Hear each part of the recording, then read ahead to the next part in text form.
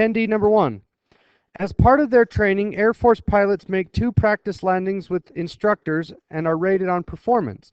The instructors discuss the ratings with the pilots after each landing. Statistical analysis shows that pilots who make poor landings the first time tend to do better the second time. Conversely, pilots who make good landings the first time tend to do worse the second time. The conclusion: criticism helps the pilots who while praise makes them do worse. As a result, instructors were ordered to criticize all landings, good or bad. Was this warranted by the facts? So they looked at all these pilots, and if you did poorly on your first landing, then you typically did better on your second. And if you did really well on your first, then you did worse on your second. And so the Air Force thought, oh, we know what's going on. When people did poorly, they were chewed out by their instructors, and they said, you need to do better. And pilots who did really well were told, good job. And the Air Force decided that telling you that your landing was terrible had a positive influence on your next landing, and telling you that you did a good job had a negative effect on your next landing.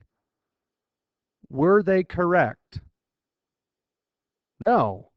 What's really going on here?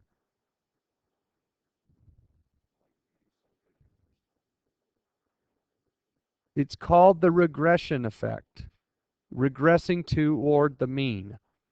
Tall dads have tall sons that are shorter than them.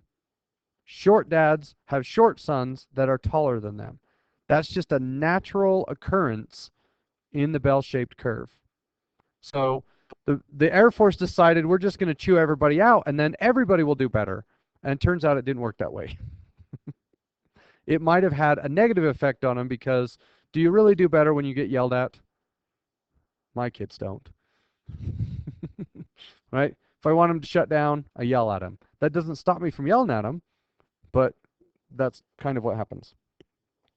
2, an instructor standardizes her midterm and finals each semester so that the class average is 50 and the SD is 10. The correlations between the tests is around 0.5. One semester, she took all the students who scored below 30 on the midterm and gave them special tutoring. They all scored above 50 on the final. Can this be explained by the regression effect? So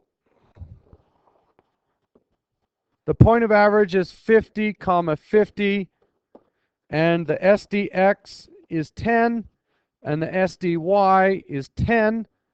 So she took all of these people here. That was wonderful. She took all of these people who scored 30 or below, and she gave them special tutoring, and that group averaged 50 on the final. Is this explainable by the regression effect? No. Why? Okay, true, but how do we know it's not the regression effect? She did, but how do we know that it helped? Aren't people who score poorly on the final or on the midterm supposed to do better? Not as much better. So what is it about their final score that tells you that something's not the regression effect? Right. If you scored 25 on the midterm, do we expect that you could score maybe 35 on the final? Yes. Why?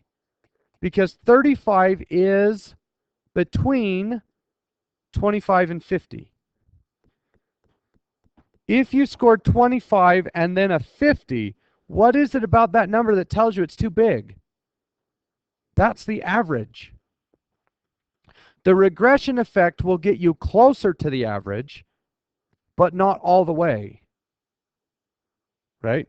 And if you're tall, the regression effects will bring your sons closer to the average, but not all the way to the average. So the regression effect is certainly happening, but something else is also happening. So the regression effect would make up some of the difference, but the tutoring must have made up the rest of the difference. Okay, 3. In data set 5 and 6, there are sons of the 61-inch fathers taller on average than the sons of the 62-inch father. Wow, let me try that again. In the data set of figures 5 and 6, are the sons of the 61-inch fathers taller on the average than the sons of the 62-inch fathers or shorter?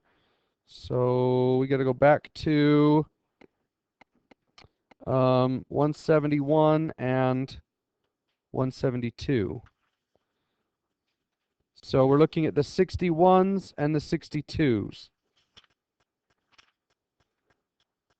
So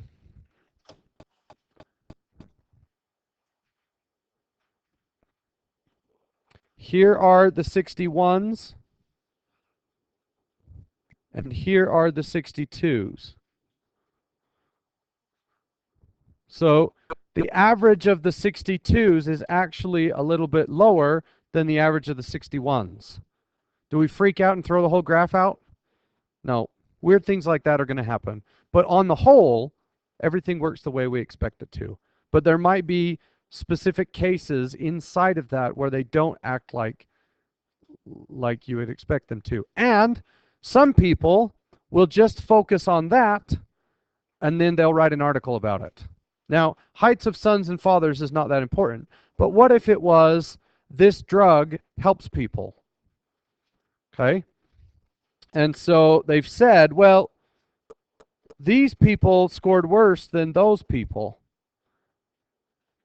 So they would write an article focused just on that.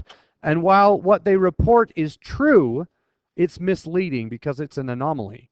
And the fact is, you can look at any set of data you want, and if you hit it hard enough, you'll eventually get something that you're looking for. And that's the very last chapter in the book. That's not a good idea. You can beat this horse until it will do what you want it to do. If you look hard enough, you'll find something to support your theory, even when your theory is wrong.